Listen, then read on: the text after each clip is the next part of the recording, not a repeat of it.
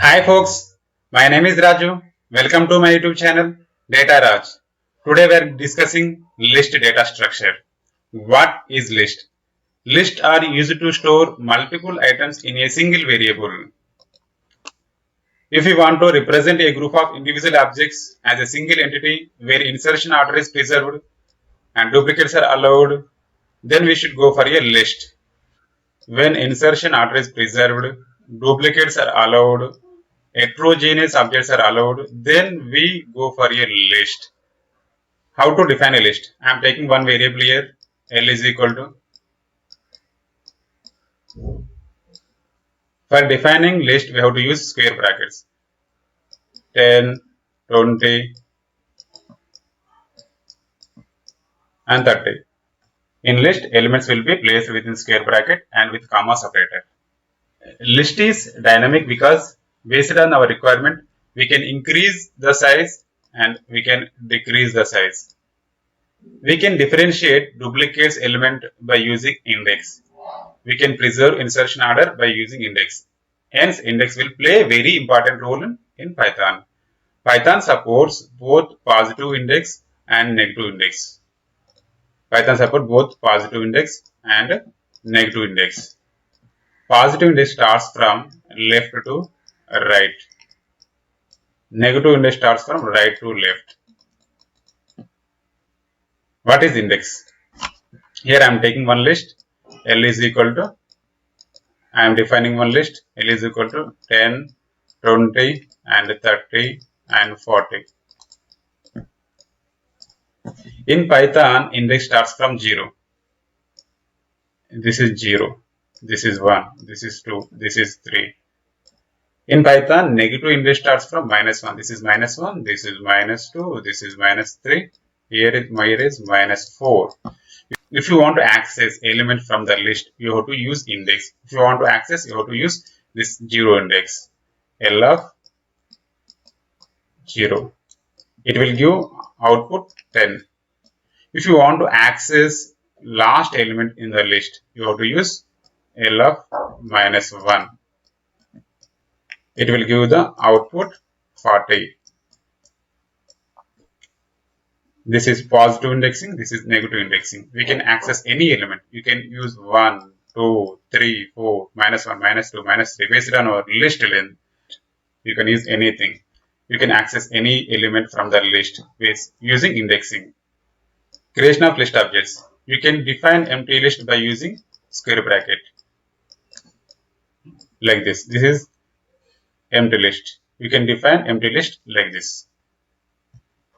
Here I am defining one empty list and printing that list and check the type of the list.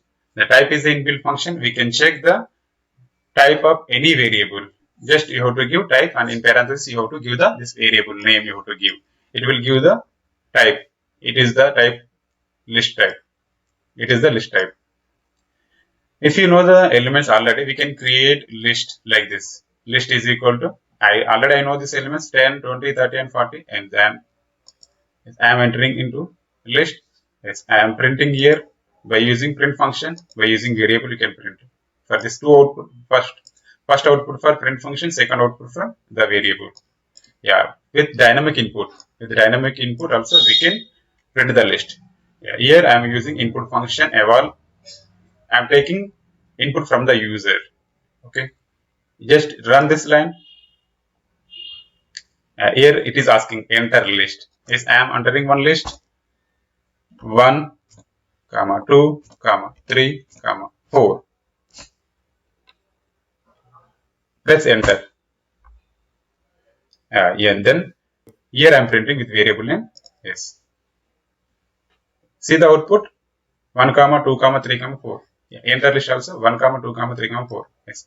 Here I am checking the type of the list. Print type of the list. Yes.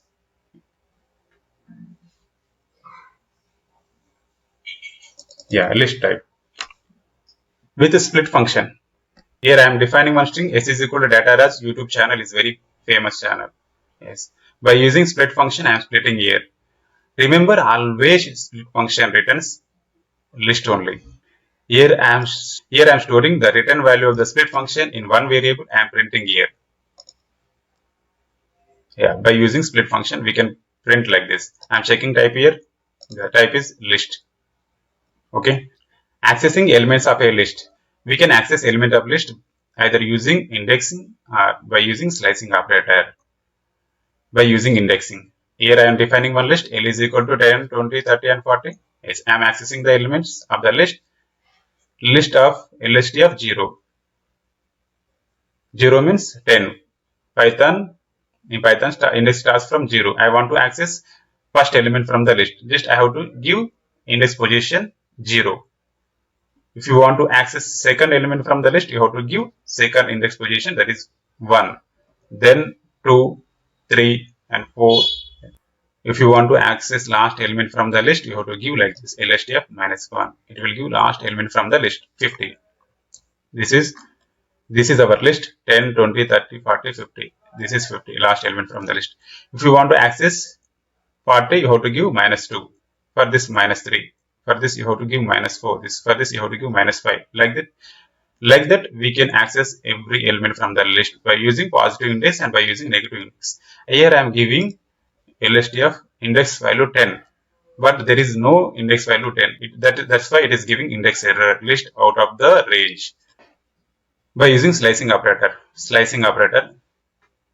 Syntax of slicing operator: start, stop and step. In slicing operator, we have to give start value, stop value and step value. Start value, default value is 0. Stop value is length of the list. Step value is, step value means increment value. The default step value is 1. Yeah, here I am accessing by using slicing operator. Here I am defining the list d is equal to 10 to 100. I am accessing element by using, here I am accessing element by using slicing operator. Print d of 2:7:2. I am giving start value 2 and stop value 7 and step value 2.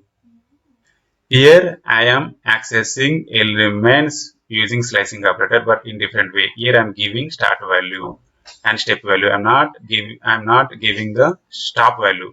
The default stop value is length of the list. 4 means 50 and 70 and 90. Here I am starting index 4. 4 means 50.